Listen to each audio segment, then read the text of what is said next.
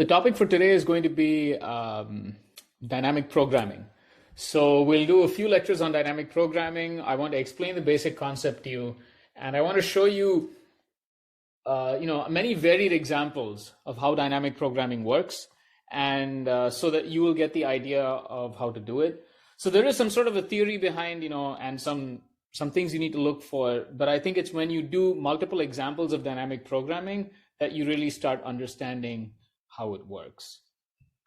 So towards that, before even dynamic programming, I want to tell you a little bit about sort of discrete optimization, just to give you context on when dynamic programming is useful. So just get the light on. Put things in focus.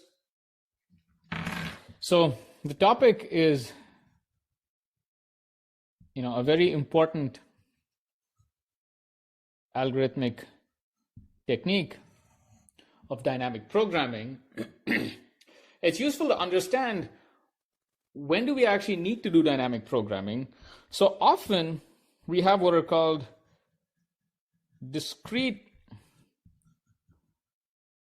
optimization problems.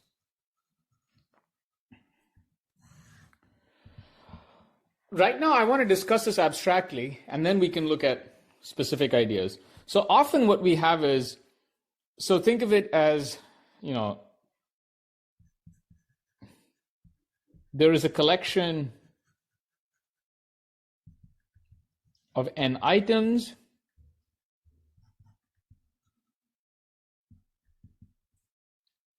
and we need to pick a subset, either maximizing or minimizing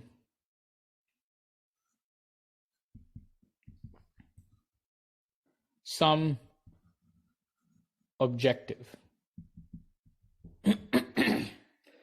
And I'm stating this abstractly. I haven't told you what these items are. I haven't told you what the objective is. But by and large, what you have is, you can think of, you'll often have some function from subsets of items, so from the power set to R, and the aim is to maybe find the S that maximizes or minimizes F. And many problems are stated in this way. So usually what happens is, there are exponentially many possible solutions.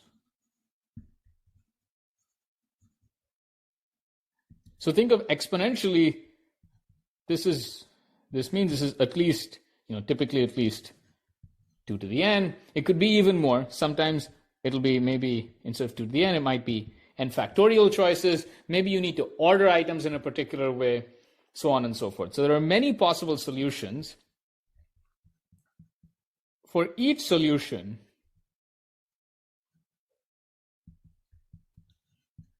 it is easy, or by easy, I mean it's efficient, to compute the objective. And so trivially,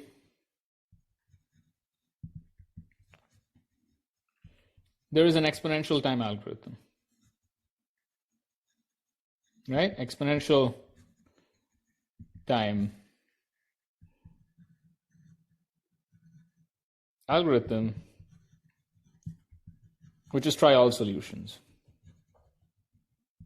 And the big question is usually, can we get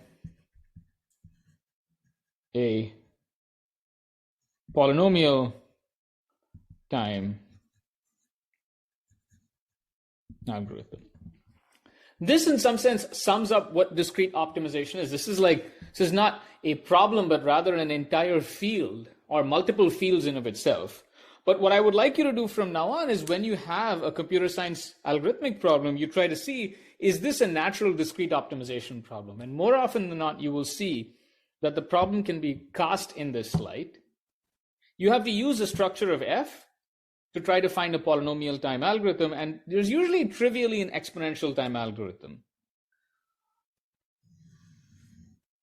So let me start from a simple canonical problem, and where there is this feature of there being a discrete optimization. And then in that problem, I will show you how dynamic programming works. So I want to consider a classic problem called Knapsack. And technically, this is called the 0-1 knapsack. And this is also called a packing problem. So the way it works is that we have n items. Each item has a value, which I will refer to Vi, and a weight that I will call Wi. So you think of there being n items, each has a value, and there is a weight.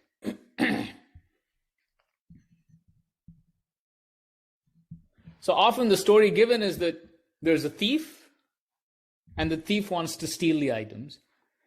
So we want to maximize the value of what we pick. So naturally you could say just pick everything, but we have a constraint. We have a sack, like think of it as you have a sack. That's my picture of a sack, and there are a bunch of items to pick. Each item has a value and a weight. Now the problem is our knapsack has a total capacity of W. So we cannot pick more items than the total capacity. So the constraint is the total weight of everything we pick must be at most W. This is a hard constraint. So this is called a constraint optimization problem. And again, you can see it's a discrete optimization problem because for every subset, there is an objective. If the subset has a weight less than W, then the objective is the total value. If the subset has a weight more than W, then we could say its objective is 0 because we're not allowed to pick it. Right? So another way of saying this is that, okay, so I'm just going to move this over here.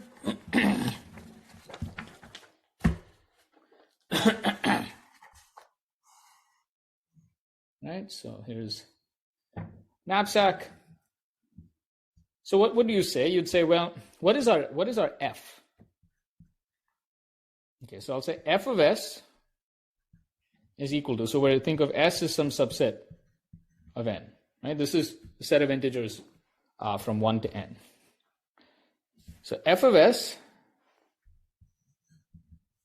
is equal to the summation of the value of I for I and S if the summation of the weight is at most W or at 0.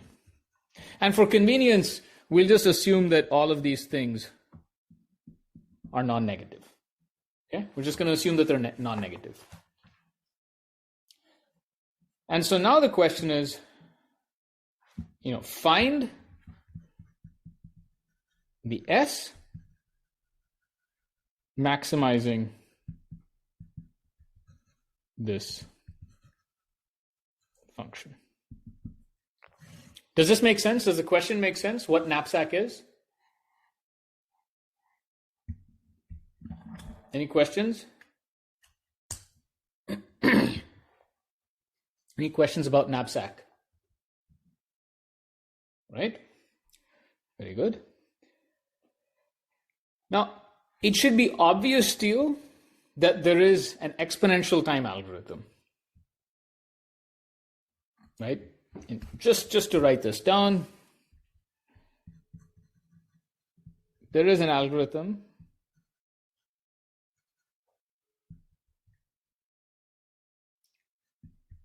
running in O of n times 2 to the n time. Right? This is all subsets. And this is just to compute the weight and value of the set. Right? So this is the n times 2 to the n. Is it clear? So this is the trivial algorithm. And the question is, can we do better? Well, whether we can do better specifically for 01 knapsack, okay, in some contexts is an open problem, but it turns out we can use a technique called dynamic programming to actually get a pretty good, we can get an algorithm which has a much better dependence on n, although it's going to depend on some other parameters. So here's the way to think about knapsack. It has this key feature, which is it has a recursive feature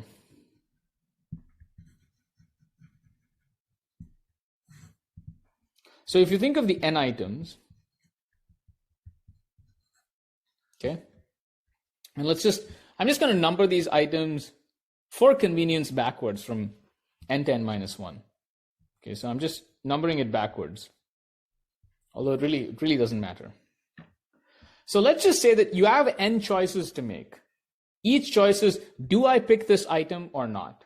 Do I add it to my knapsack or not? So here's my knapsack here. Should I add the item or not? So there are n choices to be made.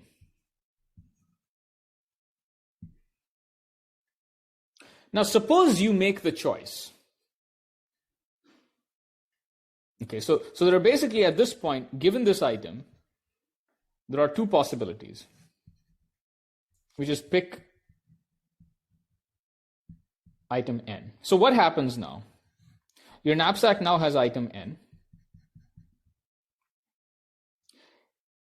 You can now recursively solve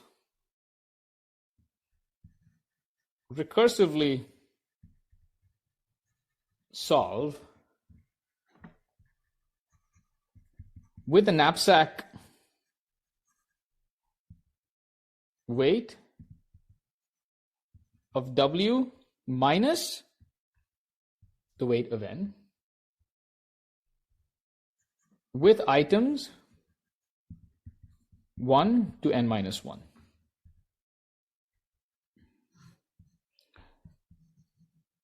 The other option is don't pick item n. So your knapsack is the same as before. Now you recursively solve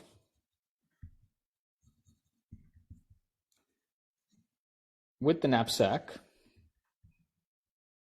weight of W with items 1 to n minus 1. Does this make sense? So you have two options.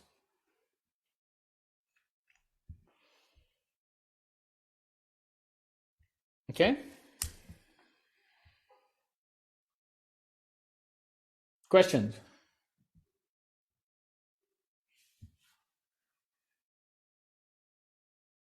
For convenience, I'm going to denote IN, or maybe I'll just do IJ is the set of items numbered 1 through j. And what is this saying? It's saying the knapsack value, when you have all the items with this. So these are the items. This is the knapsack weight.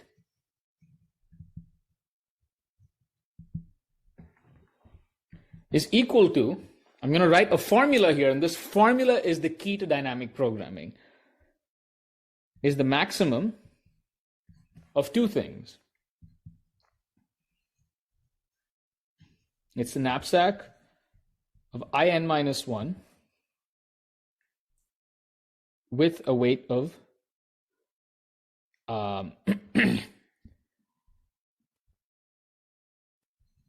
W.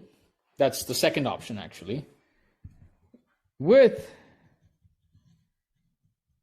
the knapsack value of n minus 1, W minus Wn, because you reduce the knapsack weight, plus you get the value of that.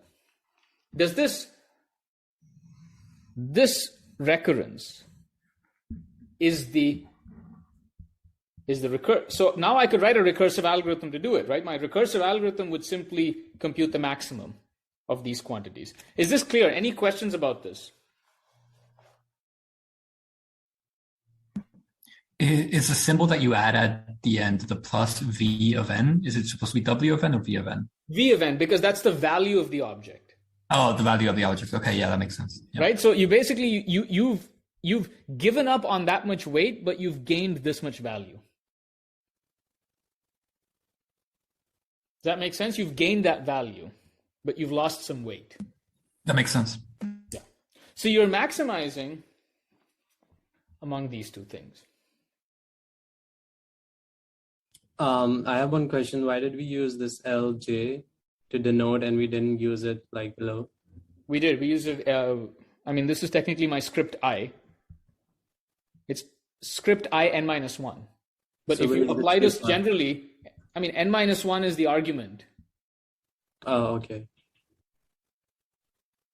Oh, okay. So we replaced n minus 1 with j, basically. I mean, j is the general argument, yeah. Okay, so I'm just going to write the general recurrence. The general recurrence, and just to, well, okay, so maybe, I mean, let me not belabor the point. Is it clear that this gives you a recurrence?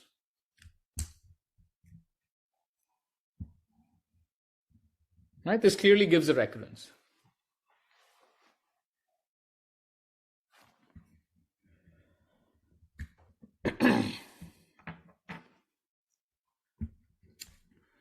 Now consider situations. Okay, so this gives an algorithm. This gives a recursive algorithm. And the question is, what is the running time?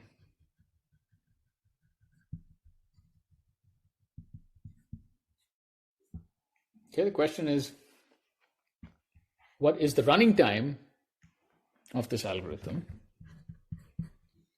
Is it polynomial in n?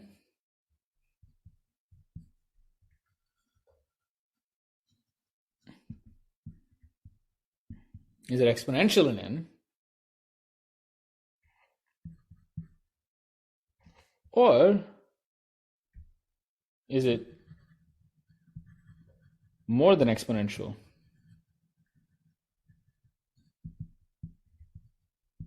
in n?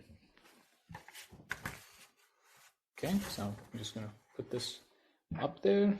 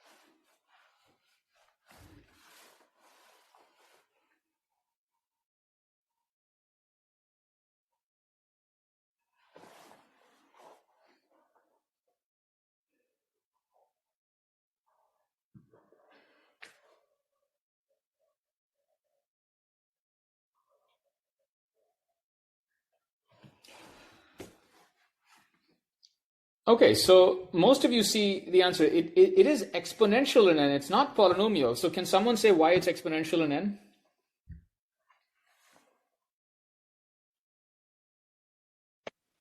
We're basically trying every subset.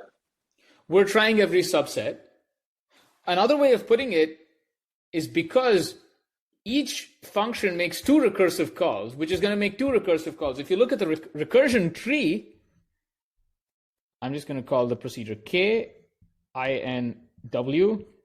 which is going to make two calls to KIN minus 1, which makes two calls to IN minus 2 with some different weights. The weights keep changing here. And this has a depth of n, so it's going to make 2 to the n recursive calls. Is this clear? Any questions about this? So it's 2 to the n recursive calls, right? Because each function makes two recursive calls, each of which is going to make two recursive calls. You keep applying the recurrence, right? What's the base case? What's the base case?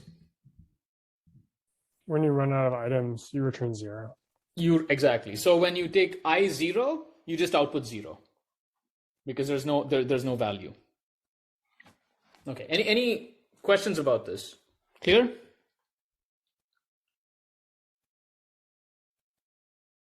Okay. So I'm going to make an assumption now. I'm going to say, suppose the total weight is not too large. What do I mean by that? Think of it as maybe W is polynomial in n. And that's just the total weight of the knapsack. Suppose W is polynomial in n, which means that think of it as, maybe your items all are going to have, so I'm going to write the value and the weight, right? And so the value is 50 and the weight is 5. And the value here is 20, the weight is 3. Could you scroll a little? I'm sorry. Okay.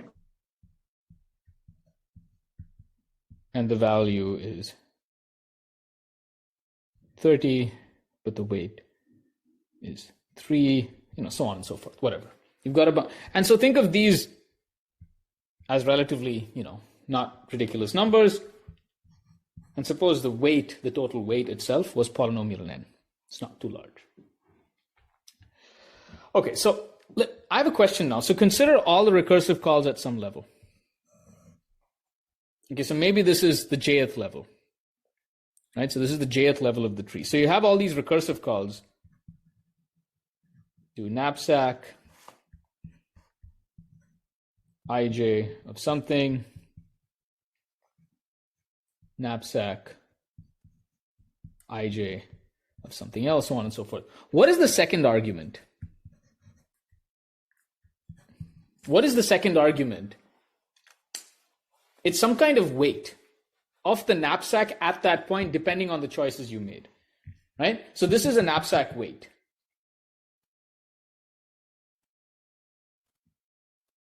Does this make sense? How many distinct values can that argument have? Like, how many different values can that argument have, the second argument?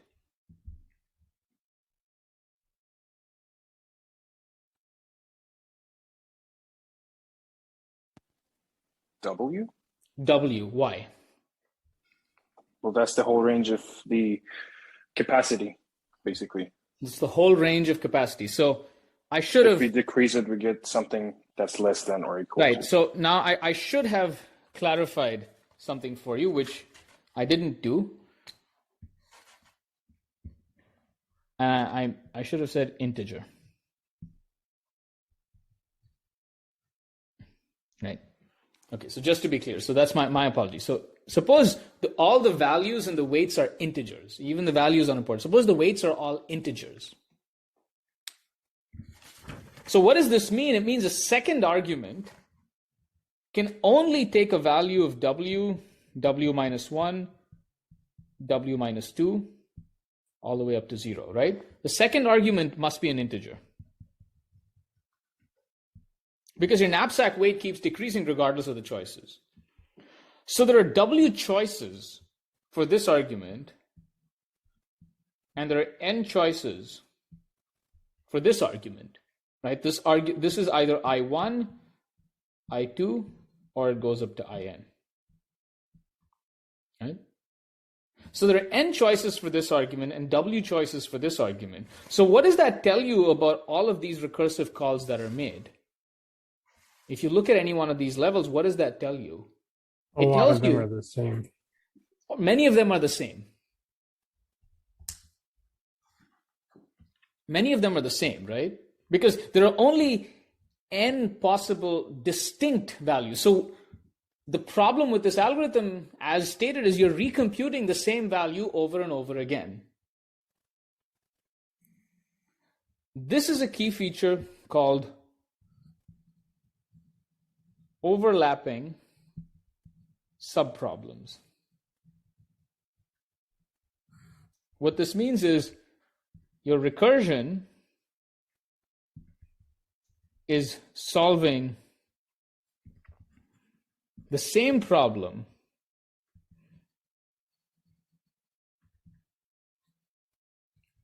repeatedly. Now this takes some, it takes some care to observe that. But this is when you have a recurrence. When you have a recurrence of this form and you have overlapping subproblems. So you have, this is the recursion and overlapping subproblems. When you have both of these features, you can do dynamic programming. So recursive structure, this is also known as the optimal substructure. What this means is when you make a choice, what remains is to solve another problem of the same kind. Not exactly the same, but another problem of the same kind. So recursive substructure plus overlapping subproblems. When you have this, you do dynamic programming.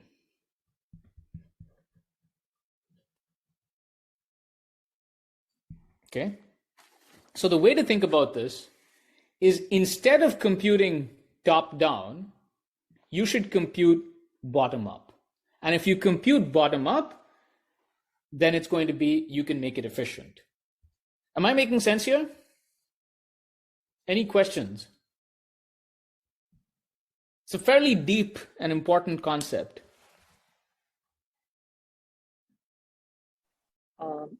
Can you talk a little bit about how to identify if your recursion is sort of, solving the same thing over and over again? The answer is lots of practice. But I will show you multiple examples, and you will start, hopefully by the time after a couple of lectures, you'll start seeing it yourself. So let me lay out a few of these. Knapsack then, in this example, for the knapsack problem, can we just look at it once, how it's doing the same thing again? Sure. So again, remember that each item has a value and a weight, and these are integers, right? And this is important for this. These are integers. So, so let's just say you had some number of items of this form. Okay, and I don't know, so the weight here may be 4, and the value is 45, whatever. Okay, so let's just say you make some set of choices. You decide to choose something or the other, and let's say the total knapsack, let's say the knapsack value is, I don't know, I'm just going to put some number, I'm going to make it 100. So when you make these choices, so for every choice that you make, right, so you could decide to pick one, not pick one, so on and so forth. What remains is that you have a knapsack value that's remaining, knapsack weight that's remaining. So now your knapsack weight, depending on the choices you have made, is going to be something less than 100. Maybe if you pick all 4 of them, then what is it? It's 10, 15, so it's that minus 15, so maybe it's 85. If you decide to pick only this one and not any of those, then your knapsack weight becomes 95. If you decide to pick, the first 2 and not the others, then your knapsack value is 92, so on and so forth. So for any set of choices, you have some remaining knapsack weight. Does that make sense? Yes. Now you see that at some point, as this list grows, it's going to end up with the same number over and over again, because it can have at most 100 different values. What is remaining in the knapsack can be at most 100. And it's always going to be an integer. So what remains in the knapsack is an integer from 1 to 100. Now, regardless of the choices you've made so far, if you end up with the same knapsack weight remaining, it doesn't matter what choices you've made so far. The only thing you need to do is optimize what's left. Yep, I see. Right? So it doesn't matter what choices you made on the first items. If you end up with 2 different situations where your knapsack weight is 92, you don't need to solve these independently. You solve it only once.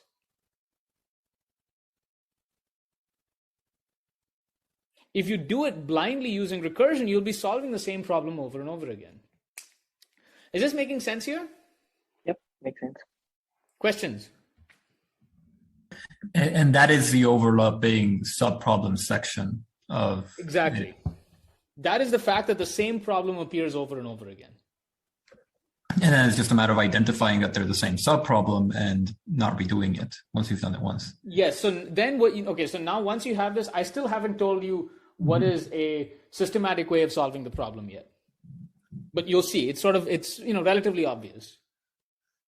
But, I will draw it out. Okay. So this is the key to dynamic programming. So once you see that there is recursive substructure and you identify overlapping subproblems, you apply dynamic programming.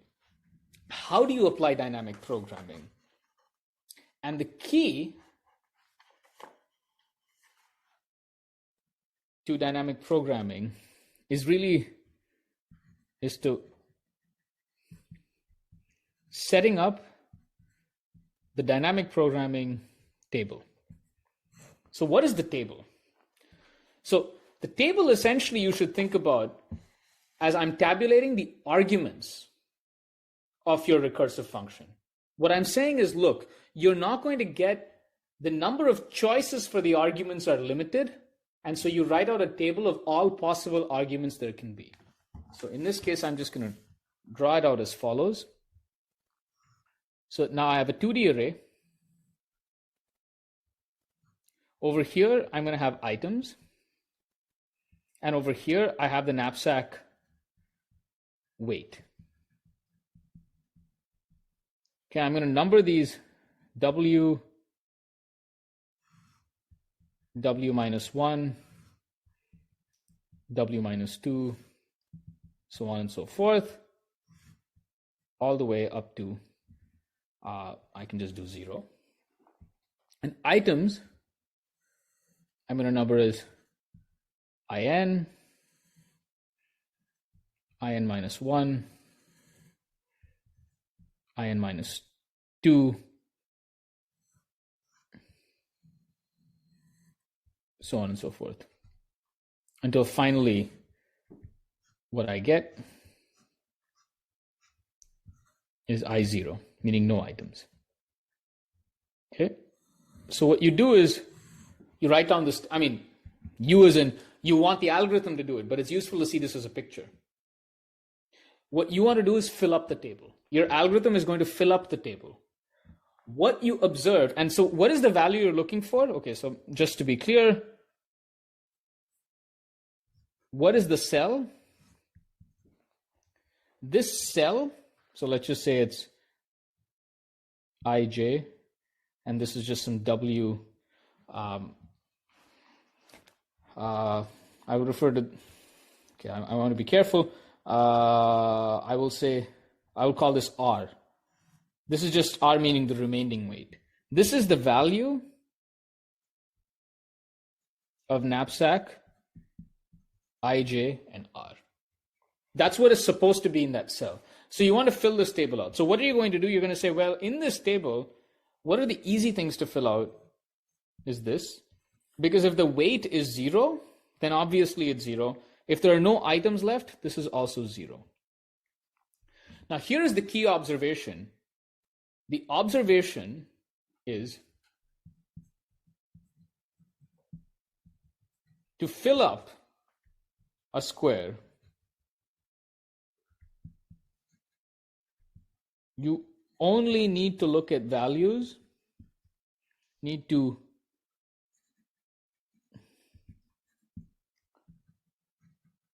look at squares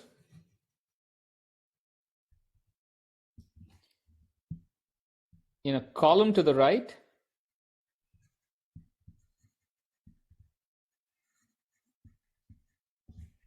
or a row below. Meaning, if you look at this value here, so let me again write down the formula. Remember, knapsack ij of what remains. This, remember, was the maximum of two things. So either you take the jth item. So let's say you take the jth item, then you get knapsack ij minus 1 of R minus the weight of j plus the value of j. Or you get this. Indeed, in this case, it's not even a column, it's not even a row below. You just have to get the column to the right. So to find this value, you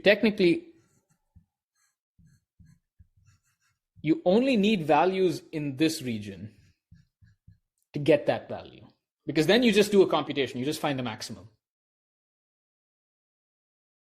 So you can fill this table up in a particular order, and then you can get the final answer up here. Does this make sense?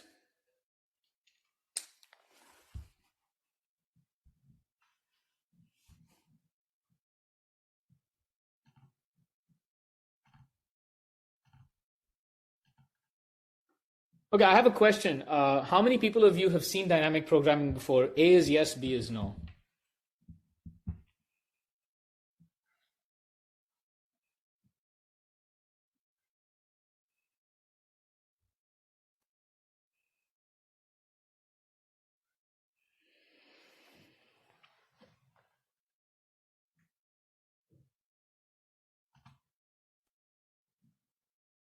Okay, I'm going to ask you again, because it's hard to, I cannot read faces over Zoom. Should I be going faster? A is yes, B is no.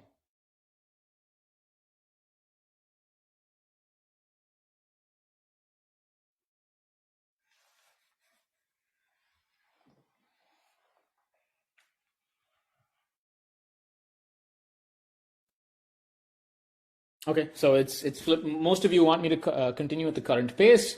I guess maybe this is a good refresher on dynamic programming. All right, so is this clear now? You see how to get the value of the knapsack for these arguments, you only need to look at the value of the knapsack where the first argument is reduced and the second argument is also somewhere below. So if you can fill up the table in a particular order. Now you can solve this recurrence, but instead of doing it recursively, you do it in increasing order of j. So what this means is, I'll write this out. For j going from 0 to n. Right? That's sort of your outermost loop. Okay? Then what you do is for r going from 0 to w,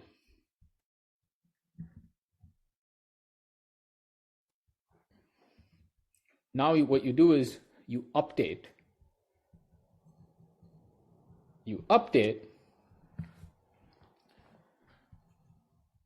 using the recursive formula. Right? It's basically just that. How long does this take? How long does it take to update with the formula?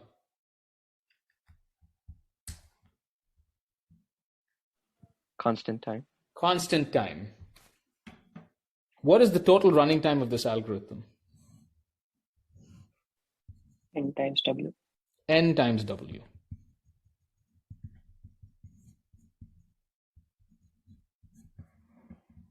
Okay. Now this depends on W. It depends on the weight, but it has linear dependence on N. And this is the classic dynamic program to solve Knapsack.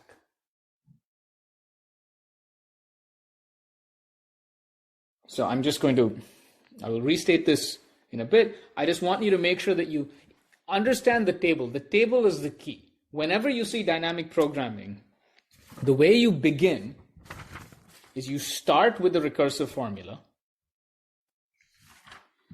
You observe overlapping subproblems. Then you build a table using the arguments of your function. That gives you your table. And then what you do is you solve the table in a particular order. So instead of doing it recursively, usually what you're doing is you're going bottom up. Why are you going bottom up? Because you're solving smaller knapsack problems before you solve larger knapsack problems. Whereas in the recursion, usually everything in the end is bottom up because the recursion has to be bottom up, but at least this structure shows you exactly how you should solve it. What is the correct order to solve these problems? In this case, it was quite easy. You just go column by column, right? So you solve this column, then you solve the next column, then the next column, so on and so forth. So it's quite easy that way.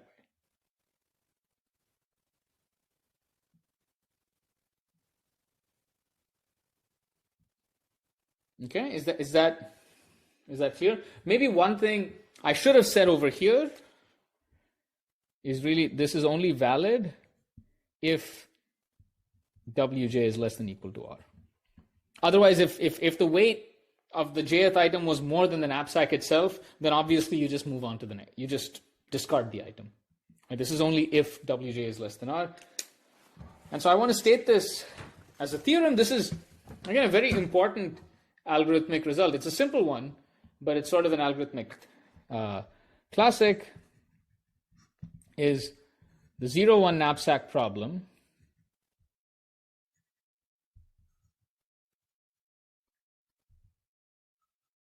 with, I'll say, non-negative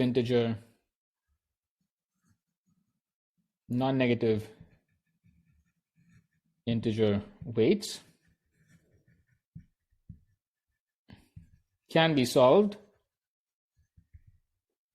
in O of nw time, where n equals the number of items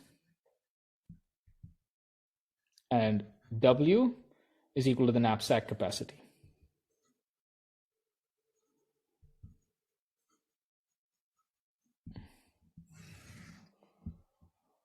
Okay, is that clear?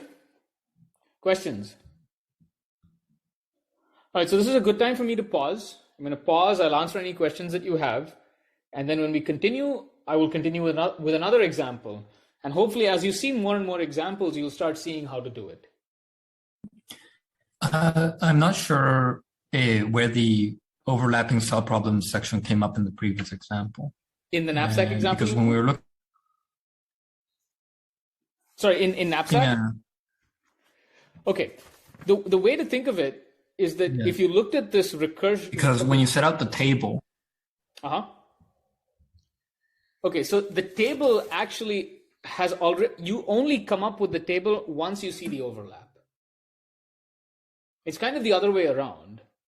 When you recognize that the arguments are basically come from some set that's small, then you write out the arguments over here to get the table.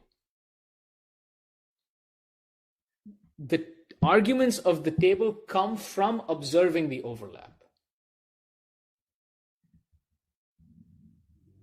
You know, the thing is, if you didn't see the table and you saw the recursion tree, you'll think it's exponential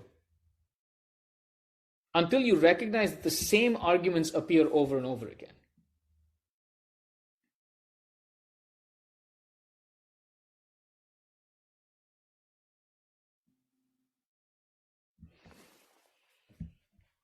Yeah, does that make sense? I think that makes sense. I think I definitely want to look at more examples to solidify it, but I think I see what you're saying. Yeah, so I think when you see a couple more examples, this picture will start becoming clearer. I mean, what I want to emphasize is, even if you've seen dynamic programming before, I want you to emphasize to think about it in a very systematic way. And the systematic way of thinking about it is always to start with the recurrence. Is to start with this recursive form, because this is really the heart of, this is where it begins. So you have to have this formula in front of you. And then say, okay, this is an exponential time algorithm. Then write down, okay, this is an exponential time algorithm. Here is how it's branching out. Then recognize that the same argument is appearing over and over again, and then you do dynamic, and then you write out the table. This is really like a 3-step process that you have. And often when you see the discussions, these 3 steps will be combined into one, which people do when they're more, let's say they have more experience with this. But I really want you to think about it in these 3 steps. Okay, so any other questions?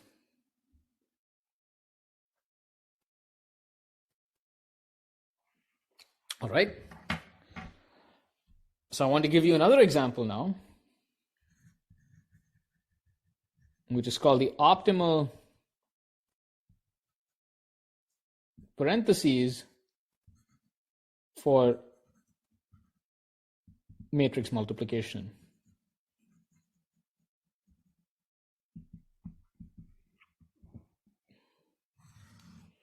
Okay, so what's the picture here?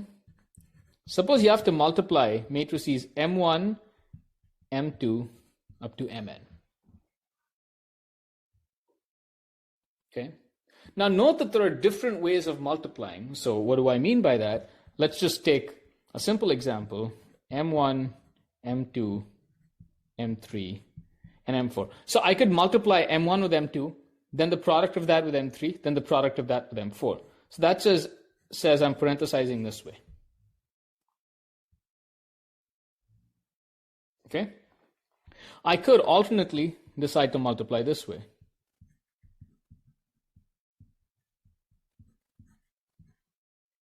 Could multiply M1 and M2, and you could imagine doing all kinds of things, right? I could multiply M1, maybe M2, M3, multiply that, and then multiply with M4. Now, let's just write out what these matrices are. So what the dimensions of these matrices are. Okay, so I'm going to refer to this just for simplicity as, maybe I'll start with, just to give some symbols, I'm going to use, because I'm using N already, I'm using capital M, I'll use P for the sizes of the dimensions. Okay, so I'll just say that Mi is going to be a Pi cross Pi plus 1 matrix. Okay, so just to be clear, so maybe this is M1. So this is P1. and this is P2. Now, if I'm going to multiply with a matrix, then M2, remember, this has to be P2. Right? Otherwise, you can't multiply. And this is P3. Right? And then it'll be P3, maybe times P4.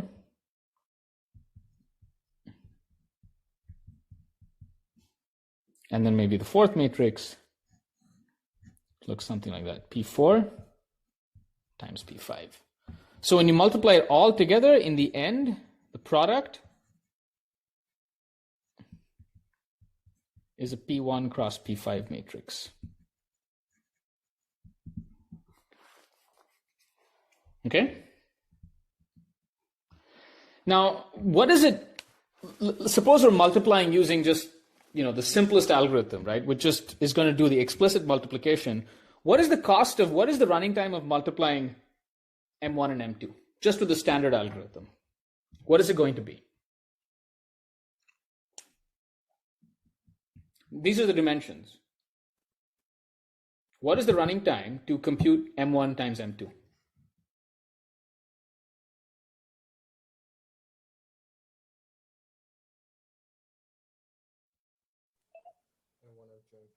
Come on, people, this is just how long does it take to compute M1 times M2? These are the dimensions, P1 times P2 and P2 times P3. So P1, P2, P3. P1 times P2 times P3. P1 times P2 times P3. Do you want to explain why? Because each row has to multiply each column in M2. Yes, exactly. So you have P1 rows and P3 columns. Each multiplication is going to take you P2 time because you're going to run through this row and you're going to run through this column. And that takes you P2 time, and you do that P1 times P3 times. Is this clear? It's P1, P2, P3?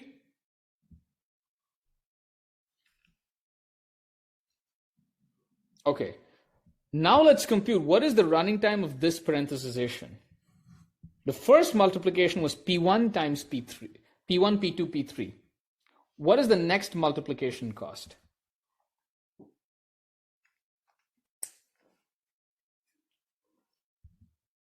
What does it cost to do the next multiplication?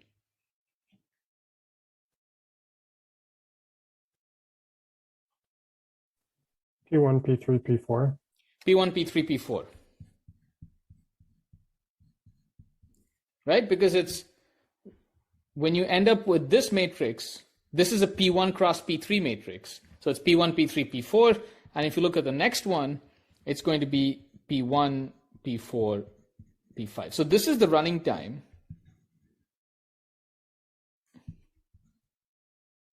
of this parenthesization. On the other hand, if you look at this parenthesization, it's going to be quite different. The M1, M2 is still the same. That's P1, P2, P3. But then the M3, M4 will cost P3, P4, P5. And of course, multiplying these two together, it's a P1 cross P3 matrix and a P3 cross P5 matrix. So it's going to be P1, P3, P5. So the first terms are the same. The second terms are different. It's P3, P4, but this is multiplied by P5. Here it's multiplied by P1. And so that's for this parenthesization. Then for this one, you have yet another one, so on and so forth. So one can ask, what is the most efficient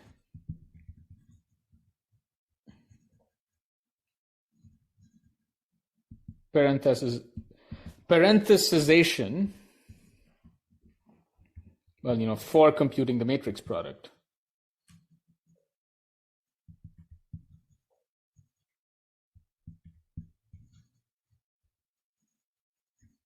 So you could think of this being a natural optimization that may have to be done. when you're multiplying chains of matrices, which happens when you're solving lots of systems of equations and you're doing various transformations and you want to multiply this together, your compiler might decide to figure out which is the best way of actually breaking this up. Does the question make sense?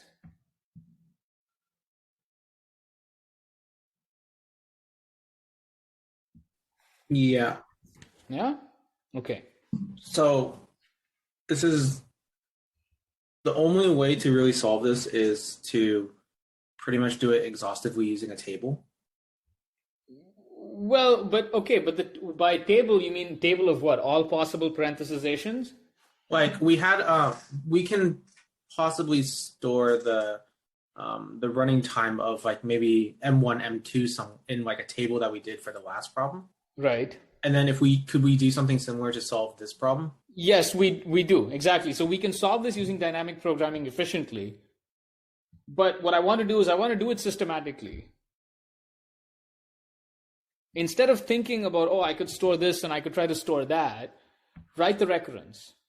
Write the recursive subproblem, the optimal subproblem property. You want to see that written down. Then you will see the overlapping subproblem, which you've probably guessed. You know, M1, M2 is appearing in two different ones. So you don't have to compute it here and you don't have to compute it here. And you will start seeing the optimal you'll see it fairly quickly once you write it down.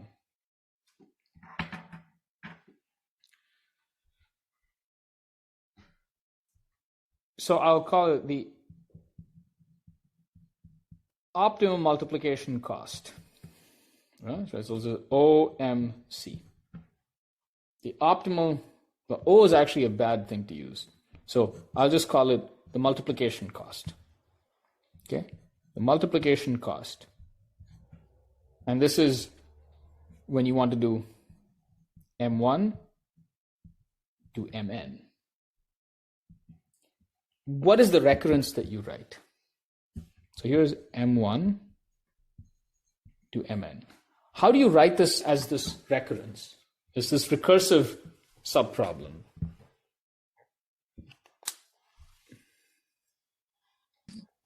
Choose where to split it. Oh, I guess there might be like n-squared places because you can choose where the starting. Well, I mean, you can always look at the outermost parenthesization. Yeah. Right? So the outermost parenthesization says that at some point you're going to split it like this. Sure.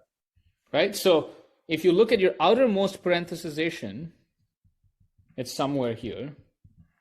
So what you can do is you can maximize over all I of the matrix multiplication cost of M1 to Mi plus... You mean minimize. I'm sorry, minimize. Thank you. Not maximize. Although you could also solve the maximization problem using dynamic programming. Okay, so it's the multiplication cost of M1 to Mi, then the multiplication cost of Mi plus 1 to Mn, plus what?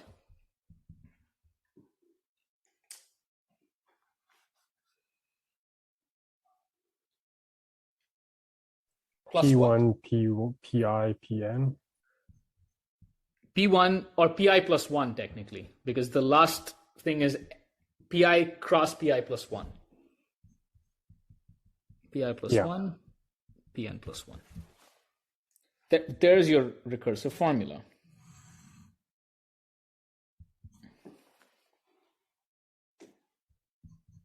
Right? So the matrix multiplication cost is the matrix multiplication cost of 1 to I minus 1 and I plus 1 to n, plus the cost of multiplying the last two matrices. So I just want to say a few things before we continue. This is a discrete optimization. Discrete optimization over all ways or over all parenthetical expressions. Right? Because you have M1 to Mn, and you can take all possible ways of parenthesizing it, and you're optimizing over everything. So for any choice of parenthesization, it's easy to compute the cost because you can just go ahead and look up the cost. But how do you optimize over all of them? Question. How many ways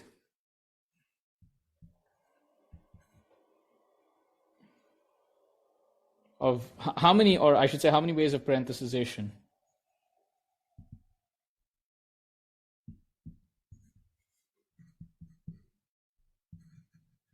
Is it polynomial in n?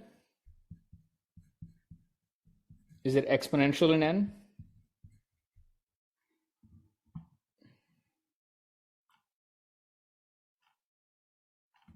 If you actually think about the example that I gave before, you will see the answer.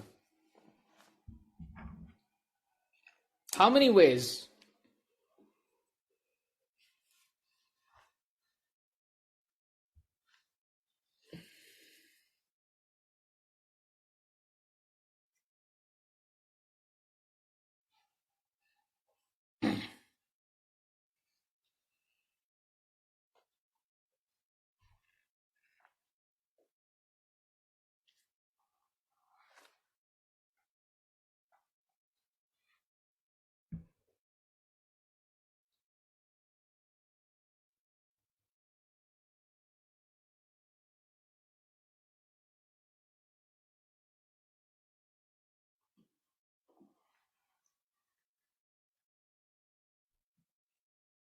So it's split. Does someone want to actually hazard an answer? Give me an answer, like roughly speaking. Well, even just one of the recursive calls like the first half and the second half. Right. So it's got to be exponential. An easy way of seeing this also is that if you just look at 4 things, there are multiple ways of parenthesizing the first 4. And so there are multiple ways of doing the next 4 and the next 4. So overall, it'll give you exponentially many choices. Does that make sense? Yes? Yeah. This is actually the real answer. This is like a classic thing from combinatorics. It's actually 2n choose n, and this is called the Catalan number.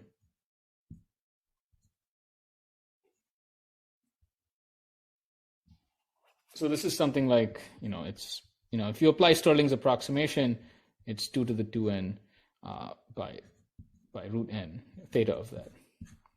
So it's exponentially large. It's like 2 to the 2n. So there are exponentially many ways of parenthesizing.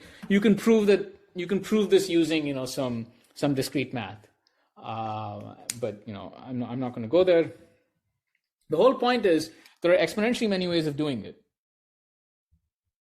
Maybe even this is formally an incorrect statement. It's actually exponential in 2n, but it's exponentially many ways. So there are many possible choices. So if you just try to apply this recursion as is,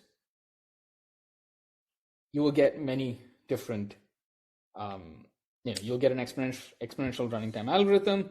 Okay, but what is the overlapping subproblem here? You can see that every argument is a contiguous portion of the input. So I'll write this down.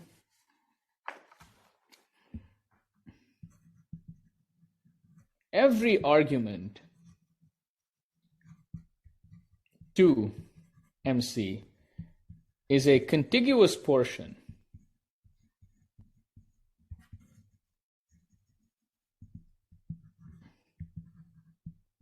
of M1 to Mn. Right? It's some portion of this. Every argument, any argument that ever appears in any recursive call. How many such portions are there?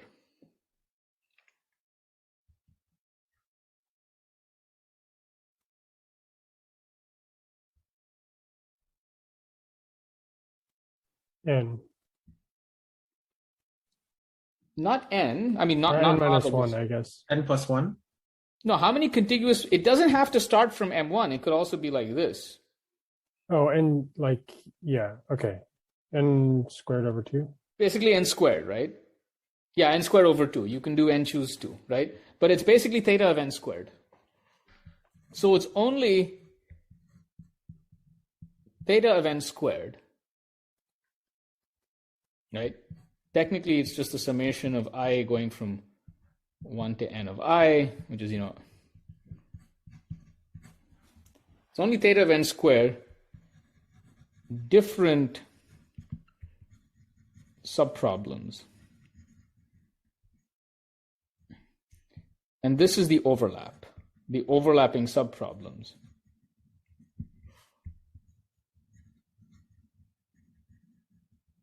Right? Because what the overlap means that if you applied this recursion as is, so let's say you did this recursion as is. So in the first one, your first call is M1 to Mn. This has to make many calls. Right? It has to make a call from M1, M2, and then M3 to Mn.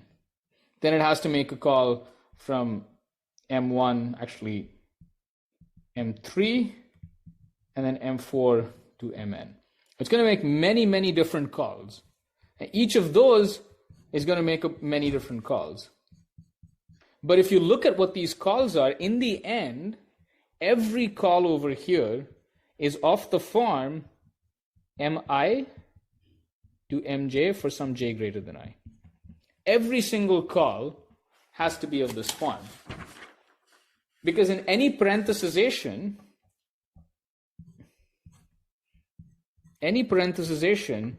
you're looking at some interval.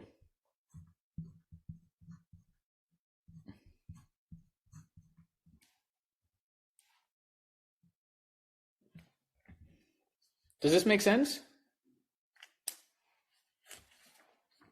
The way that you're optimizing this is you're saying, let's break it into two parts, and then let's just optimize them independently, which obviously makes sense because these are independent subproblems to solve. Moreover, the subproblems, after a while, end up being the same subproblem coming up over and over again.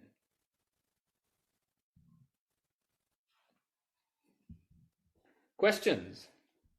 This is making sense.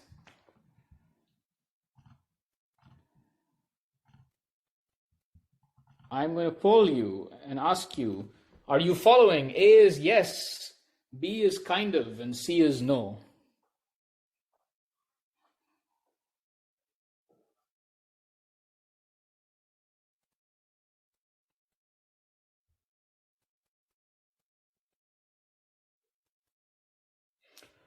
All right, so there is a large chunk of people who are in the kind of camp.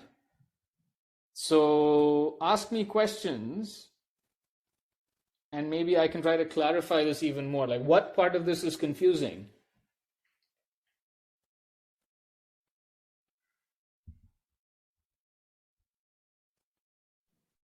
Can you do the same type of table as the knapsack problem? Good, yeah, you can do the same type of table. So what are the axes of the table going to denote? Exactly. The dimensions of the matrix? Not the dimensions of the matrices, no. Because you don't know what the dimensions in this case, yeah, and it's not the dimensions of the matrix. The arguments of MC. Sorry? Go on. The arguments of the MC. Good. So, yes. So what are right. Good. So the arguments of the MC are what? What is the argument? In this case, think of it as one argument, right? It's a contiguous portion.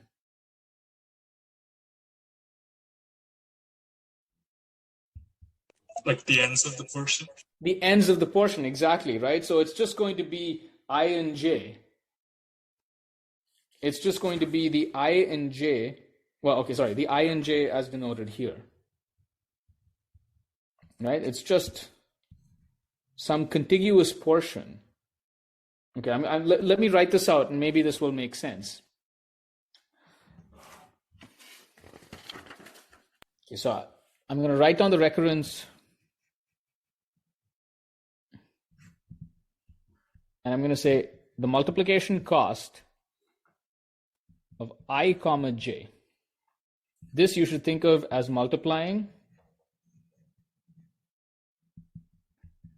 mi plus 1 up to mj, right? The multiplication cost is the minimum. Okay, so I'm going to split with k, where k is between I and j, of the multiplication cost of I and k plus the multiplication cost of k and j plus pi, pk plus 1, pj plus 1. Right, because MCIK, this leads to a pi cross pk plus 1 matrix. And then of kj leads to a pk plus, doing this correctly,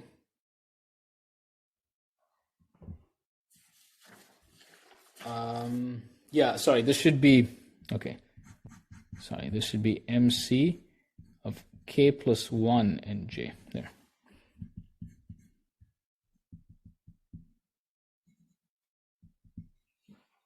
Okay, sorry about that. Right, so it's, what this means is if I want to parenthesize this, I basically split somewhere in the middle. I call that point k, and then the next one is k plus 1. Right, so it's mi to mk plus 1 to mj. The first one is going to cost me whatever, that's the recursive cost. The final thing, putting it together, is pi times pk plus 1 times pj plus 1. Right, which is basically to multiply this matrix here with this matrix. I take the product of all the three relevant dimensions. So this is the recurrence here. So now we set out our table. Okay, and I'll call this the start and the end. So the start, this is, you can think of as I, and the end is j. And again, this is going to go from 1, 2, 3, all the way up to n. And the end is going to be from n minus 1, n minus 2, all the way up to 1. Okay, so this is the start and the end. And in general, you'll see that all the action happens here. We can ignore all of this part because essentially I is going to be less than j. Right, so we don't need to look at any of this part at all. So ignore all of this. The base case is really easy. Right, so the base case is MC I in I, where this is just going to be 0 because there's actually no cost in multiplying a matrix to itself. So there are going to be zeros along the diagonal. Now, once you fill up the diagonal, you move up, right? You can keep moving up.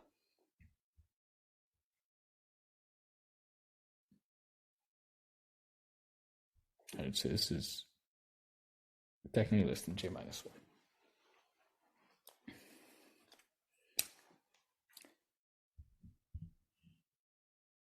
Is this making sense here?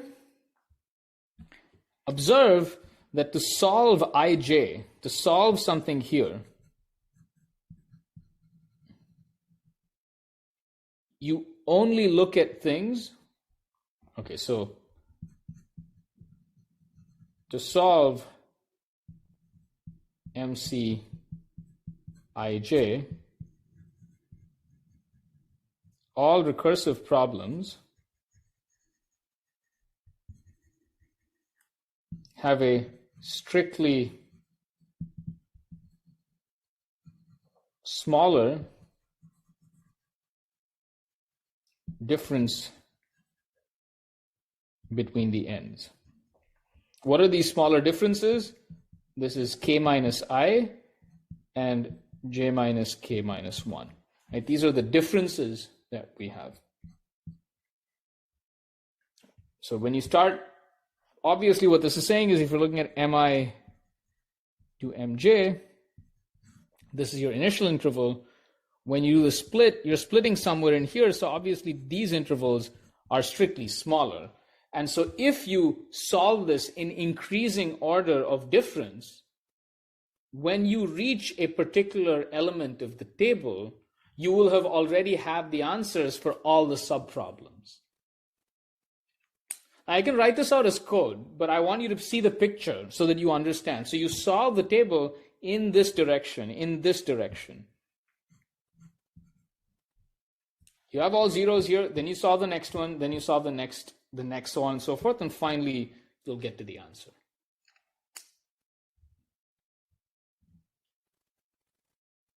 This is not, I mean, I don't imagine that this is immediately obvious, so I want you to sort of think about this, ask me questions. I'll keep this over here, and I'll give you a few minutes to ponder over this.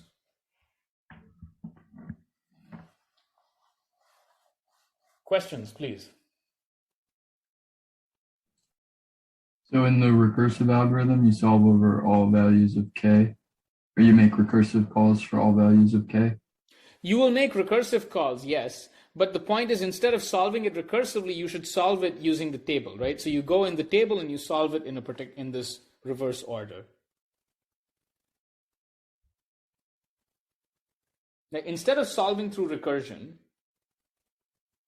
you solve it using the table, and that way you get something that is sort of polynomial time.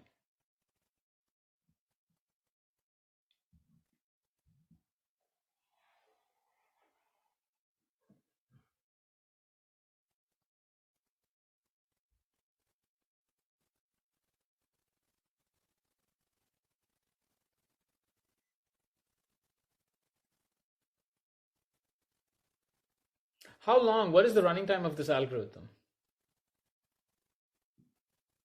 What is the running time to fill up the table? Okay, so firstly, the table has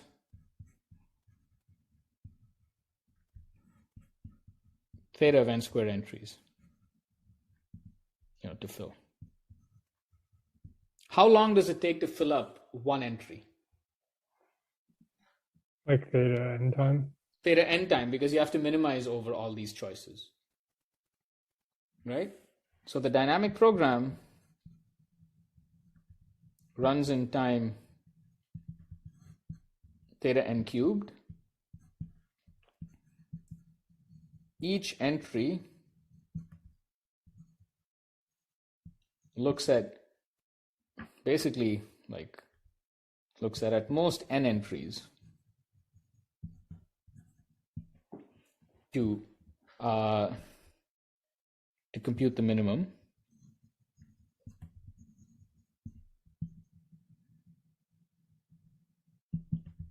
And there are theta n squared entries. I mean, this only gives a big O bound, but you can imagine that it's also theta because there are multiple entries where you actually have to you have to minimize over n things. Yeah, someone has their hand raised. Go ahead. But we can maintain this minimum in an extra variable, have a bit of extra memory and update it with every new thing of that min range that we're computing. You're saying how it'll become one. No, because you have to do this for every entry, right? So this range could be different for different entries of the table. Oh, fair enough. Okay. Right? Because, for example, this versus this could be quite different. Does that make sense? Because when you're looking at, let's say, n over 2 over here, and this is n over 2, the portion from one to n over 2 has to minimize over something. The portion from n over 2 to n has to minimize over some other entries. But you'll see that whenever you look at an entry, you're only going to look at the portion sort of in this range below it.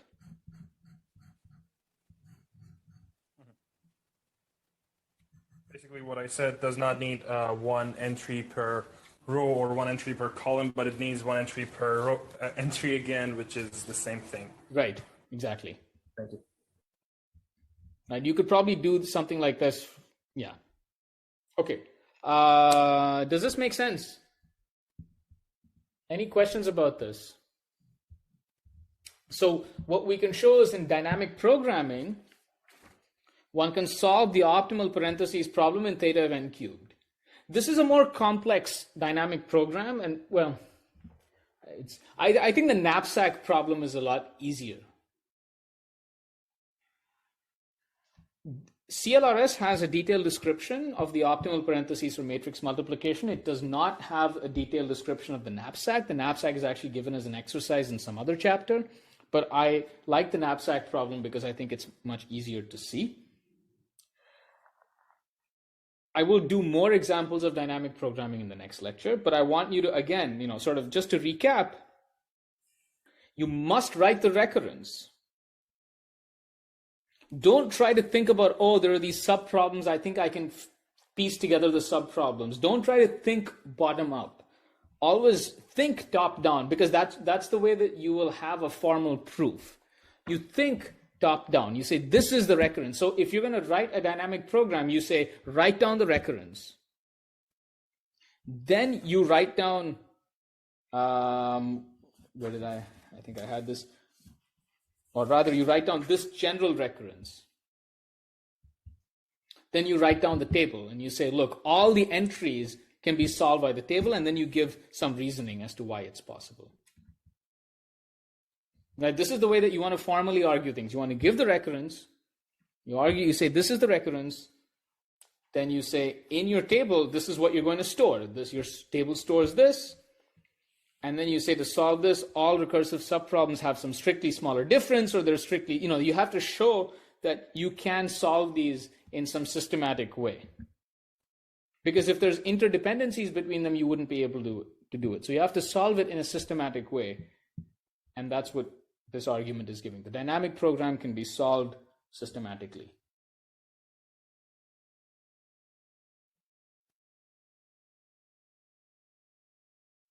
Any questions? Is there a way, I know it's not going to save asymptotic time, but we might wind up doing some computation for things that aren't actually computed.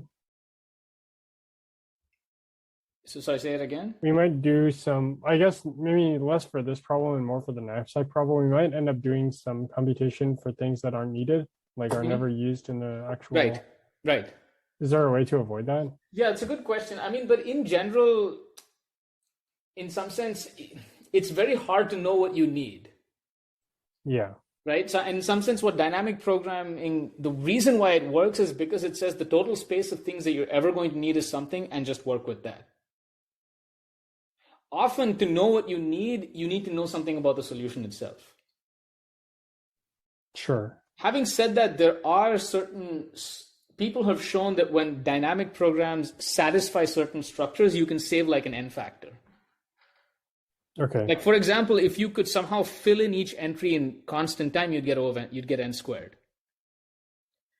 And so sometimes, and there is an example that we might go over, where by observing the structure of the dynamic program, one kinds of you have to make an external observation that, look, the solution has a particular structure, so you actually don't have to minimize over everything. There are only a few choices that are relevant, and something like so that way you can fill in the table much more quickly.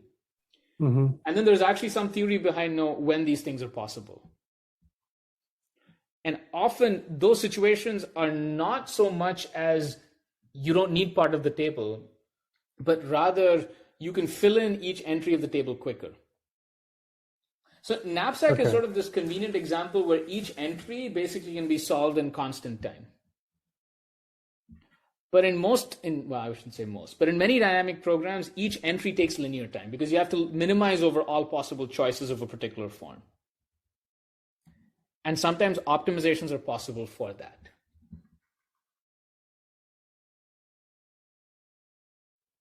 Okay. I don't know if that answers your question, but yeah.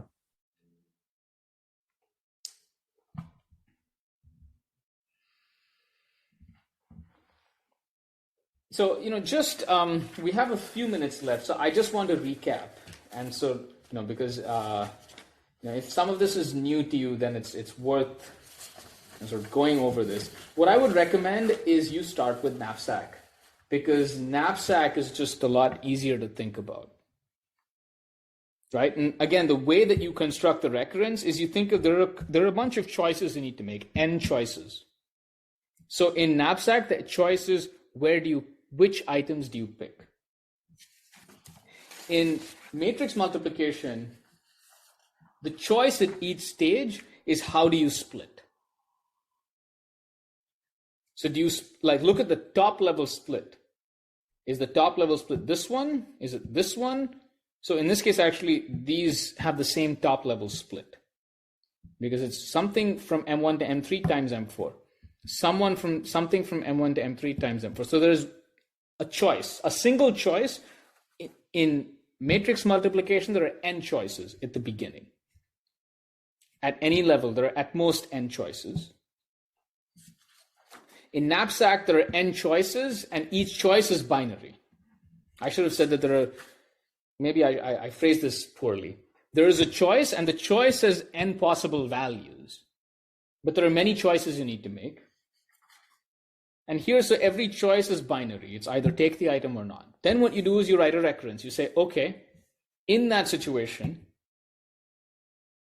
I either pick the item or I don't pick the item. So those are my choices. So for each choice, those are the options. Pick, don't pick. For each option, I write down a recursive problem, and then I maximize or minimize over those. So you have two options for the choice. The option is pick, don't pick. When you pick it, you have another knapsack problem. When you don't pick it, you have another knapsack problem. You solve those recursively, that gives you the recurrence. In matrix multiplication, your choice is where do I split? So you have n options on where to split, and you can split anywhere in between. That gives you, so for every possible option, remember, I'm saying choice is sort of like, basically choice is this higher level thing of like, where do you split? And for that choice, you have options, you have n options. Then you minimize over all these options. So for each option, you have recursive problems, and then you have some extra cost of putting it together. Remember, in this case, in Knapsack, the extra cost was when you actually picked the item, then you got the value. This is the value that you got. So there is a method to this madness, right? It's, again, you have choices have options, and then for each option, you try to write down these problems. And this gives you the recurrence. Once you get the recurrence, you look at the arguments. You look at the arguments and you say, do the arguments come from some bounded set that you can nail down? And if they do, then that is your overlapping subproblem. The fact that the arguments have some limited choice. So even though if you do this recursively, there are exponentially many calls, really, the truth is the options are the arguments are limited. The first argument only goes from 1 to n. The second argument only goes from 1 to w, or 0 to w. And so because the arguments are limited, and in this case, the argument is basically there are two arguments, right? There's the start and the end. There's 1i, I plus 1n, whatever. There's a start and end. So since the arguments are limited, you can now build your dynamic table program on those arguments. And then once you have the dynamic table on the arguments, you come up with a systematic way of filling up the table. And in this case, I sort of wrote it down systematically. And in this case, I didn't write out the entire code, but you can write out exactly how you're going to, you have the recurrence, and you have a systematic way of doing it, because recursive problems have a strictly smaller difference. And when you exploit this, you finally get your dynamic program. Okay, so that ends today's lecture. I'll take any questions you have at the end of class.